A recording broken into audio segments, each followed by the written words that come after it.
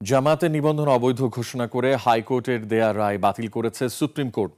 এ বিষয়ে যথাযথ পদক্ষেপ নিতে নির্বাচন কমিশনকে নির্দেশ দিয়েছে আপিল বিভাগ। প্রধান বিচারপতি সৈয়দ রেফাত আহমেদের নেতৃত্বে 4 সদস্যের বেঞ্চ এই আদেশ দেয়।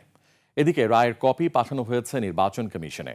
শাকের আরজুর আরও একটি রিপোর্ট। এখন যে কোনো ব্র্যান্ডের পুরাতন এসি বদলে নতুন ওয়ালটন এসিতে উপভোগ করুন 25% ছাড়। 2013 সালের 1 আগস্ট জামায়াতের নিবন্ধন বাতিল ও অবৈধ ঘোষণা করে রায় দেন হাইকোর্ট। এই রায়ের বিরুদ্ধে আপিল করলে 2023 সালের নভেম্বরে আইনজীবীর অনুপস্থিতি দেখিয়ে তা খারিজ করে দেয় আপিল বিভাগ। পরে গেল বছরের 1 সেপ্টেম্বর জামায়াতের নিবন্ধনের আপিল পুনরুজ্জীবিত করা হয়। রোববার প্রধান বিচারপতি সৈয়দ রেফাত আহমেদের নেতৃত্বে 4 বিচারপতির আপিল বেঞ্চ রায় ঘোষণা করেন।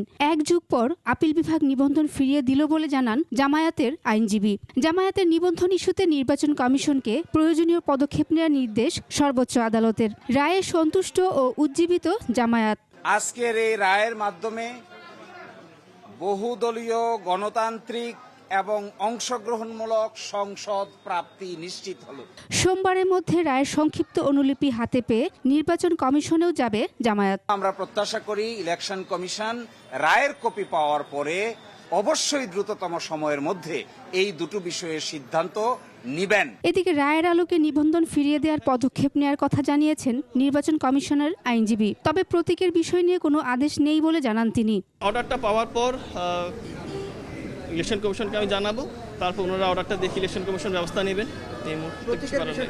প্রতীকের বিষয়টা এই মামলার ইস্যু ছিল না। প্রতীকের বিষয়ে অনারেবল কোর্ট কোনো ডিরেকশন দেননি।